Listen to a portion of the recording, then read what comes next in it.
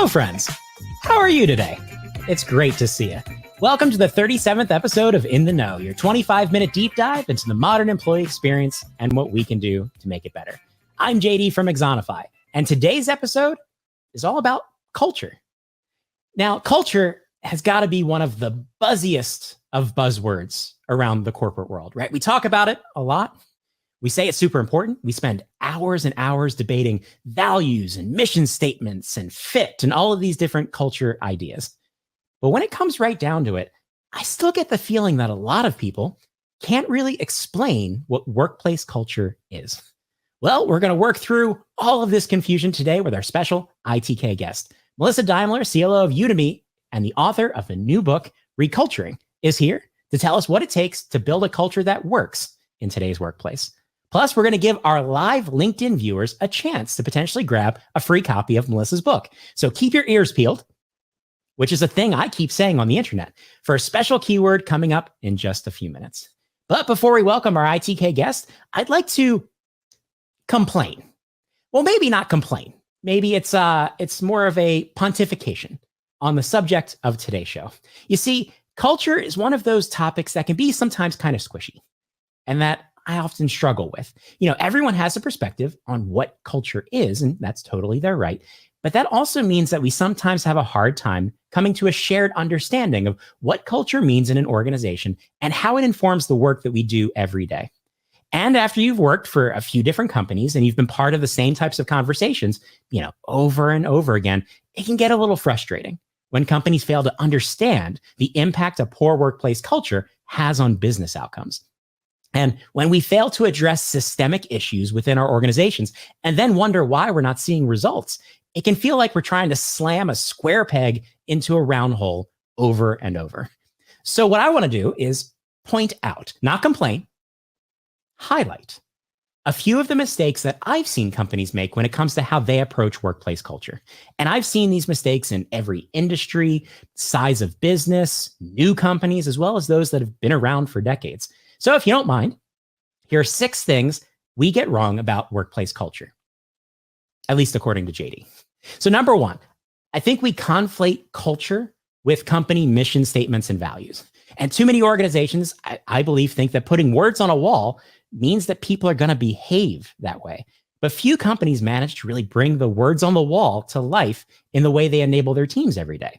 So it doesn't matter how well crafted or wordsmithed your mission statement is if you don't deal with the underlying issues that inhibit people's ability to bring the right behaviors to life in the everyday work. And you'll hear a lot about this in our upcoming conversation, but culture is just as much about behaviors and practices and processes as it is about missions and visions and values. Number 2, the whole hire for fit thing. Nothing says we don't want to grow our business as much as saying we hire for culture fit. Again, in my perspective.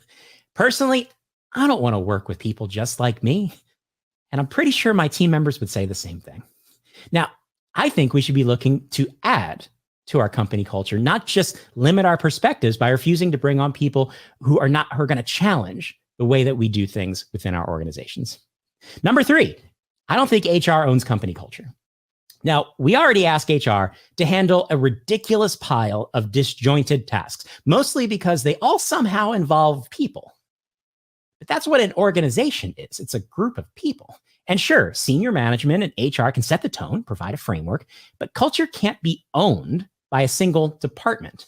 It's a shared idea. And frankly, I think it's more centered in the operation than it is in support functions or even the C-suite. And after all, that's where culture comes to life every day in the way that work gets done.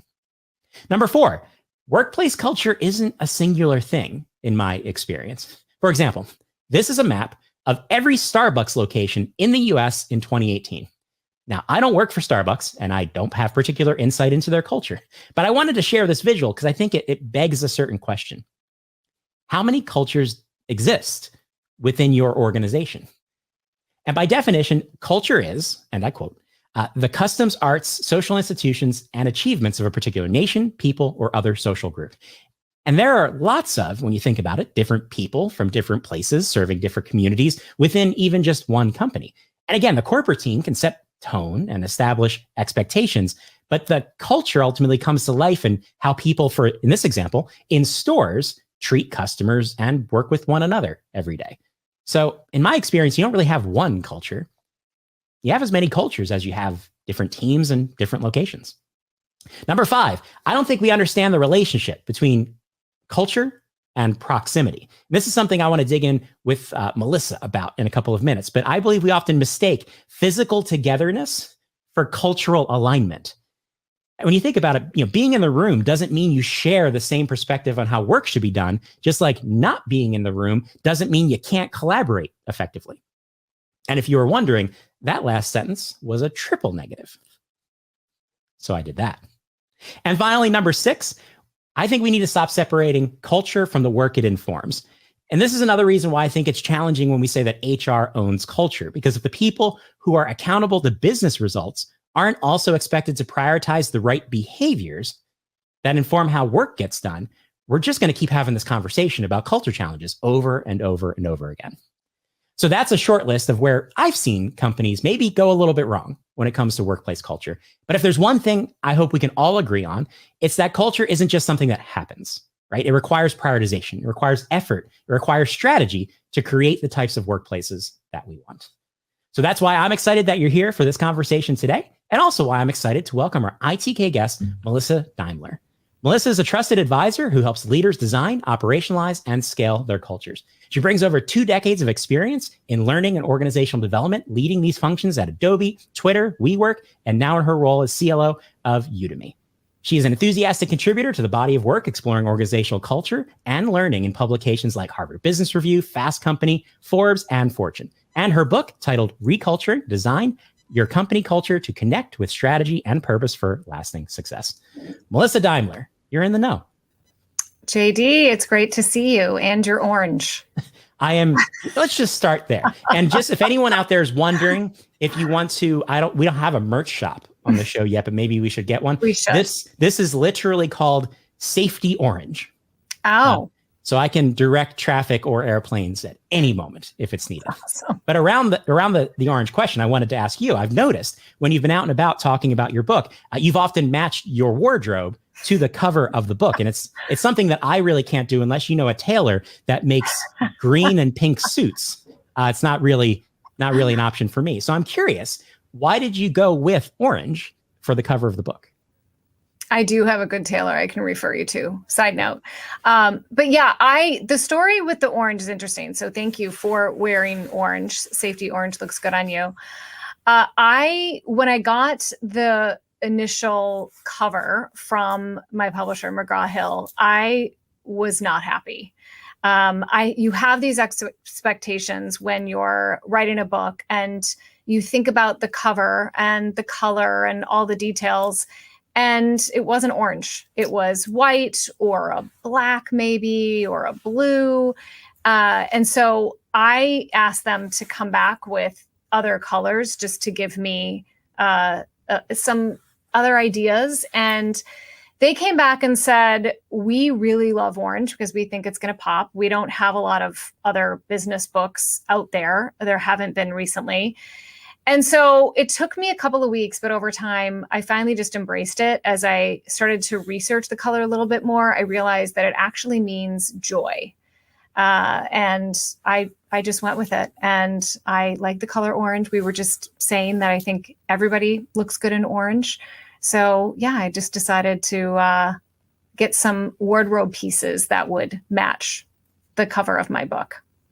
You just got to find the ways to lean in, right? Because I'm got to lean in and embrace it. Yeah. I'm currently explaining my book cover by saying this was a planned Barbie movie tie-in.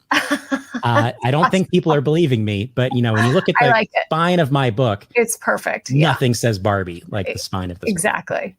Anyway, so we have a tradition here at ITK. Anytime we're talking to someone who's released a book recently, we want to give our live LinkedIn viewers a potential chance to grab a copy of the book. So if you'd like your very own copy of ReCulturing, drop the keyword culture in the LinkedIn chat. Pretty straightforward, right? And what we're going to do is we're going to pick a few random viewers after today's episode to grab a copy of Melissa's book. So be on the lookout for a DM from us after the show on LinkedIn.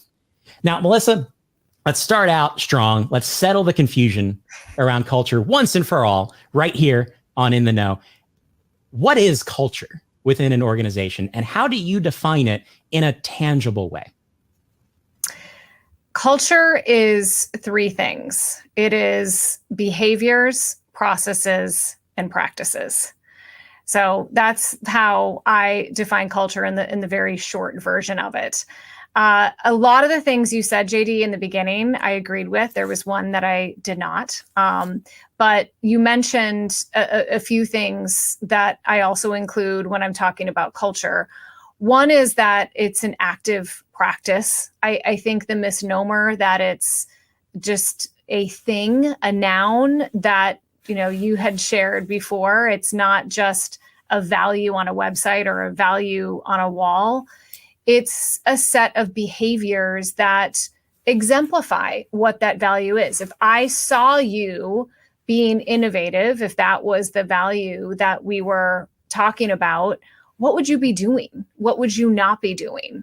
So it's an observable behavior that is actively being practiced every day.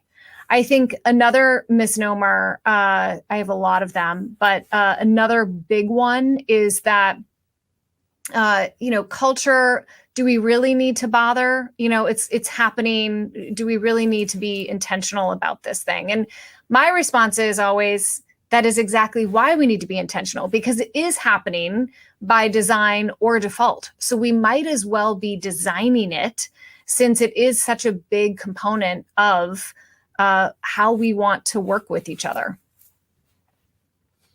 So I've worked different organizations and had different types of jobs.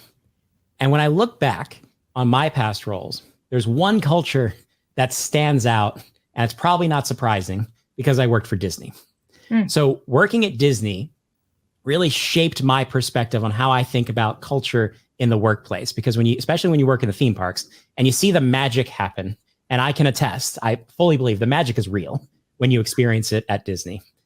It really is an experience that shapes how I approach culture moving forward, not necessarily expecting every organization to be the same, to be Disney, but kind of having a bit of an expectation around the effort put in, as you said, to create the type of culture that we need as an organization to accomplish what we're trying to achieve. So I'm curious, from your perspective, when you look back at your previous jobs, or maybe some of your early jobs in your career, like how did your perspective on culture get shaped by your experiences in those organizations? And if you went back, with what you know now, then like how would you kind of shape that conversation differently in terms of how culture impacted your ability to do your job?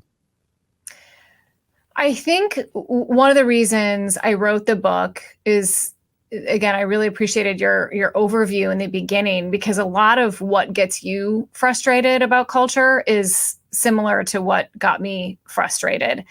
And I think I had such an opportunity to work in some pretty iconic high growth companies. Adobe had just an amazing culture. I was there for almost 11 years and learned a lot about what good culture, what good leadership looks like. I think there is when I realized the powerful connection between a mission or a purpose or a vision or whatever you want to call it, the strategy of the organization and the culture. I call it the why, what, and how. And I do believe that those are all very important components to an organization, but they become even more important when they work together and when we can leverage them together as one connected unit. And so I saw that in practice quite a bit at Adobe. And we didn't call it ReCulturing, but we evolved our culture at least 3 times intentionally when I was there. We evolved our business model. We changed CEOs. We bought 2 major companies. So all of those were opportunities to pause and look at, what it is we were doing strategically as a business, and then how are we supporting that through our processes and practices and our daily behaviors from leaders on down. So Adobe was a huge input for me, if you will, on why I wanted to write this book. I think Twitter was also just a great company for me to come into, a very high growth company, moving very fast, trying to figure out how to keep the essence of its culture while also knowing it had to evolve its business as well. So I learned once again the importance of culture being this active set of behaviors that you embed into your hiring and development and feedback processes that then get reinforced daily. And then, of course, WeWork was, I can say now, an opportunity to learn what doesn't work. And I go into some detail in that in my book. You can watch all the movies and the books out there. We know what happened. But it was just such a great thing for me to experience when the purpose, strategy, and culture are very disconnected, and the fallout from that as a business, frankly. And then Udemy, had the opportunity, and we're still ReCulturing today, to kind of evolve what was already a great culture, but to really be much more explicit about what are those values that we have, what do they mean, what does good look like, and then how do we reinforce that in our strategy and our everyday work with each other. So I had a lot of good data. And I also, and you and I have talked about this, JD, I was so frustrated with all the books and the articles and the research out there over 70 years. This idea, this concept of an organizational culture has been around for over 70 years. I didn't know that until I started researching this, but it was mostly things written by people who had never been inside of a company, who had never experienced good or bad cultures. And so I really wanted to write something from the front lines, from a practitioner perspective. I have to ask, I didn't share this question with you before, Okay. So putting you on the spot a little bit, Okay. but you said movie. So I have to ask, so if you were portrayed in one of those films or television specials or limited series, who would play you? I am a big fan of Reese Witherspoon. I can see it. Mm-hmm. I can see it. So I have no reason to be portrayed in the film, but I really want to say, Ryan's Gosling and or Reynolds, like that's where I'd want to go. I don't think anyone's going to give me that. So I think I back up to Topher Grace. I think everyone would be like, all right, I can go with that. The other ones, I don't think the audience would agree with, or anyone who's ever met me would agree with, but I just was curious. So now everyone's picturing Reese Witherspoon. I think it's a good choice. Good choice. So digging into the technology thing for a second, because we talk a lot about the tech culture, right? The technology companies are kind of held up with a certain perspective when it comes to things like workplace culture. And a lot of pictures come to mind, especially if you haven't worked in technology. So there's, the ping pong table thing, the free meal thing, the nap pod thing. And I don't know if anyone else has this experience. I've paid for every meal I've ever had on a tech campus. And in my opinion, the best food is actually if you go to a grocery company's headquarters. That's real. They have great food there. But I'm curious, given that you have this rich experience in technology and are focused on company cultures and what does and doesn't work, what could companies outside of the tech space actually borrow from tech company culture? And then what should tech companies be borrowing from companies outside their space? One of the things I have really appreciated being in tech companies is this idea of getting the first version out there, this like quick prototyping, this, we had that a little bit at Adobe, especially as we were growing. Frankly, we realized we needed to get faster. And then at Twitter, I just remember the Dick Costello, who was our CEO at the time, the second week that I was there, I was sitting at my desk and he said, when am I going to see that strategy on management development? My second week there.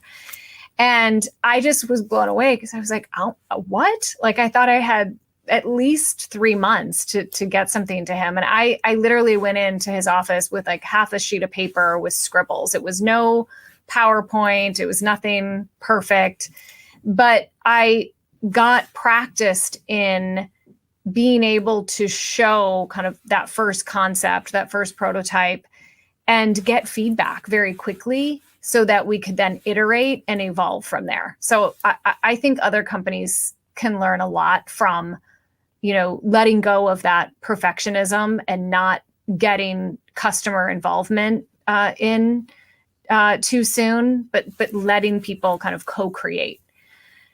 On the other side, I think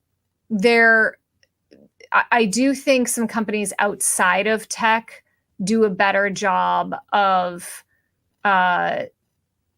connecting, like reinforcing the strategy that they initially set out in the beginning of the year. And if there's changes to that strategy, be really clear about what changed and what we're going to do now. Sometimes I think because we move so fast in tech companies, we forget kind of these simple steps to bring employees along. And it causes so much confusion that it actually takes us more time to say, oh, yeah, I forgot. The reason why we're changing is this. Let's back up. We're pivoting. We're moving in this direction. It could have just taken a few sentences, like maybe 10 minutes out of a meeting to say, we're changing. This is why. This is the new direction. So again, I think other companies, because maybe they're not going as fast, they do a better job of bringing people along. There's this interesting balancing act between iterative improvement and stability, right? So you need to be constantly changing and constantly moving, but not leave everyone else behind or just have everyone feel like the ground under them is constantly shaking in that regard. So completely identify with that as well. And now I don't think we can have a culture conversation without tackling the remote work thing, because it's kind of been in the headlines for a couple of years now. And it's been interesting to watch us go from a world where we had organizations saying people can work from anywhere, and it's a great value to us, to a world where people are now being pulled back into the office in droves. And a lot of cases, culture and things like collaboration are being used as reasonings for bringing people back in the office. So I'm curious to get your perspective on, is culture a good reason to bring people back into the office? And how does, proximity in that way impact culture, especially when that example I used earlier, in frontline organizations, you might have hundreds or thousands of locations spreading people apart within one organization. Yeah, I have a lot to say about this. Culture is how work happens between people. It is the behaviors, processes, practices. It is agnostic to any office. And in fact, I think that the silver lining of the pandemic was that people realized, culture is not the ping pong tables. It is not the free food. It is not the nap pods. It is how we work with each other. And it's about intentionally designing that and intentionally practicing that. So I think your point about conflating kind of the perks, if you will, or the fun stuff is doing a disservice to culture. And I do believe that, getting together, I love coming back into an office. I love putting heels on and, wearing orange and whatever colors and seeing what other people are wearing and connecting with people. But that doesn't mean I'm less connected to the people on my team who are in New York or in London or Tokyo. So I think instead of the word culture, I think what it is we're craving is connection. And I think coming back into an office in person allows for those connections to deepen. It can accelerate connection. It can accelerate getting to know people. But I by no means think that the only way to build culture is if you have people physically in the same place. I think that's lazy thinking. And in fact, one of the questions that I can't stand is, how do we get our culture back? Because really what that's saying is, how do we get people back into the office? And, again, you and I both agree here, culture never left. It is an active and intentional set of practices that we are responsible for driving daily. That's always where my mind goes in these conversations is, do you just not want to do the work necessary to make a different version of work? I just use the word work way too many times in one sentence. Good. But is it just a matter of, there's a variety of things at play, I think, in the remote work conversation. But one of the big considerations for me is, how many people just launched a digital platform and said, we can work from anywhere? And how many people actually rethought how the organization functions, how work is done, in this type of setting. And, those who didn't are just slamming into walls because they maybe didn't put the work in. So I'm just kind of curious about that. Yeah. I mean, yeah. I one other thing I was going to say is when you were talking about the remote work and with all the Starbucks on that map, I thought that was interesting. I put this in my book as well. I do think that it is important that there is a consistent culture across an organization and that you have a common language, not to take away anybody's identity. I remember I had some constructed debates with some engineers at Twitter where they said, you're taking away our identity and, you don't understand and we need to create our own thing. And especially now, as we're talking more about skills-based organizations and really thinking about our work around skills versus jobs and roles and structure and movement of employees, it is even more important that we have a common language. And so I'm all about identity and creativity. It's just there's different ways to do that. So you can maybe amplify certain values and behaviors in your team. Or what I always say is in terms of practices, there are things that you can do as a team that you can create together that can be your own, for instance. So, we always look on a quarterly basis with my team at our own practices. We look at our meetings, we do an audit there. We look at how we're communicating, how we're connecting. Are there different practices that we want to evolve, change, get rid of, just based on how we're working, new people coming in. So we should always be talking about how we're working as a team and having that identity be there. And I believe any team has to be connected to that bigger cultural conversation. Yeah, totally agreed. I see it as almost something you're building on top of, right? So there's that consistent foundation, and then there's that kind of local reality in terms of there's meaningful differences, and just kind of relating back to Disney, even kind of park to park and location to location. There were differences based on who was there and how management operated, but there was that consistent overriding, what we represent as an organization, what we're trying to bring to life for the people and the guests that we're supporting. But then there were subtle variations that really help people kind of take ownership over that kind of local flavor of culture. And you often see this when management changeover happens, right? Someone new comes in and they immediately start to implement their way of doing things, and either by purpose or sometimes accidentally start to wipe away some of that local connectivity that you spoke to. And that's when people start to brush up against kind of the difference between consistency and kind of localization. So it's something I'm kind of curious about, especially in frontline roles when there's so many different locations and different managers at play. How you find that balancing act, I think, is interesting. Now, there's one more topic I want to hit before I let you go, and that's learning, because we have to talk about learning for a second. So I'm curious, what role do you see learning playing when it comes to building a great organizational culture? And then from in your experience, what did you learn from the experience of sharing your story in your book? I wrote about learning. There's a chapter in the book, and I certainly have been thinking about a lot more since I've been in this role for the last couple of years. But part of what I think about when I think about connecting all the different parts in a culture is, so often I see leaders talking about the culture and the importance of how we work, and they define certain behaviors, but then those behaviors have no connection to any kind of skill, which then has no connection to any kind of leadership experience. And so you throw your employees over to a school or an external program for 2 weeks, not really knowing what the curriculum is, not tied to anything that we talk about internally. They come back and there's no kind of reinforcement opportunity. And so I believe there is such a huge opportunity that we keep missing between culture and learning. And so once you've defined behaviors, then what is that skill that will help reinforce that behavior? And so I always give this quick example. When I first started here, we had this value of always learning, a million different definitions of what that was. One of the behaviors that we identified was oh, when we learn, when we're truly learning, we are debating. We are constructively debating. We are creating productive friction with each other.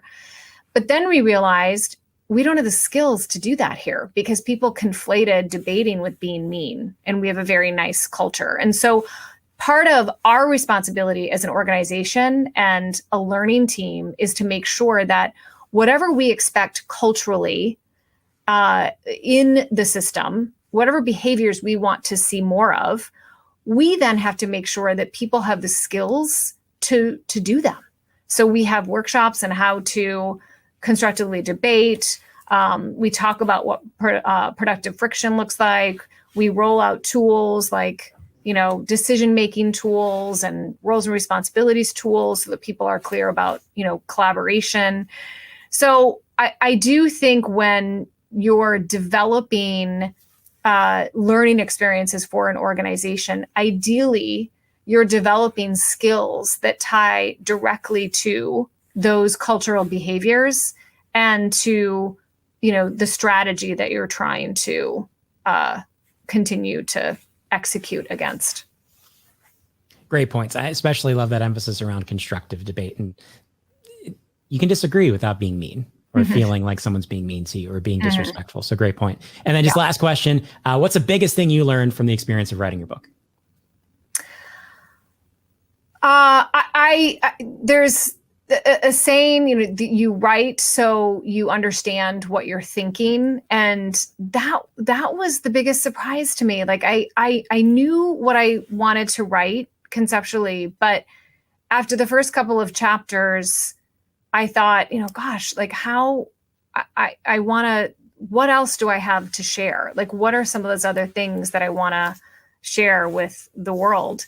And I just started writing. I think the biggest lesson is that you don't need to know everything you're about to write before writing. And so just the act of writing and practicing that writing on a daily basis, this goes with any kind of good habit and practice, right? I just wrote every day. Like there was a point in time when I was writing the book that 5 to 8 every morning, I would just write. Some sessions would be better than others, but ideas would come that I didn't think of before, or different ways of looking at things that I never thought of before. And so I always share this advice with anybody who's thinking about writing a book, and I'm sure you do as well, having also gone through this process. But just getting in the habit of writing on a daily basis makes a huge difference, because you never know, what's going to come out of that writing session.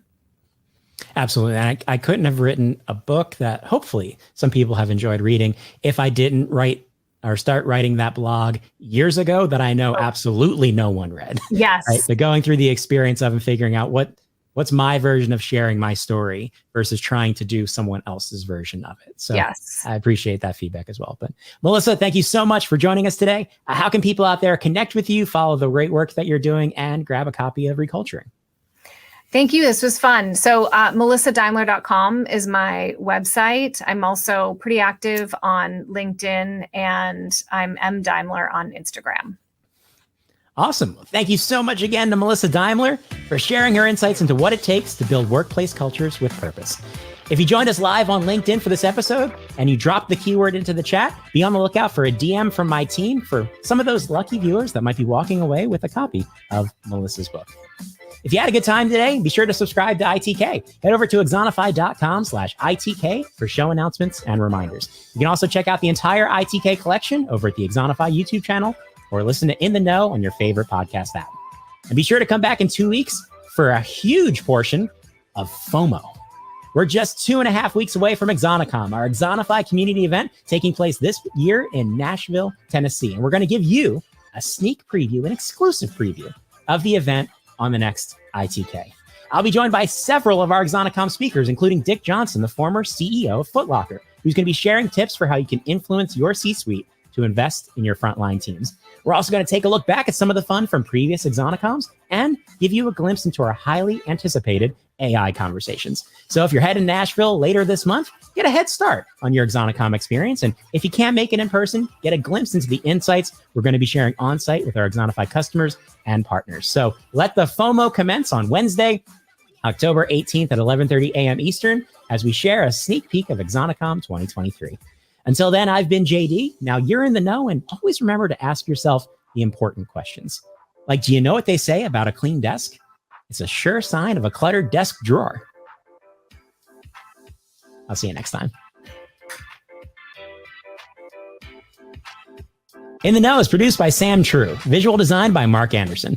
Additional production support by Risha McCutcheon, Andrew Miller, Malia Bernard, Tung La, and Megan Kay. The show is written and hosted by JD Dillon. ITK is an Exonify production. For more information on how Exonify helps frontline workers learn, connect, and get things done, visit exonify.com.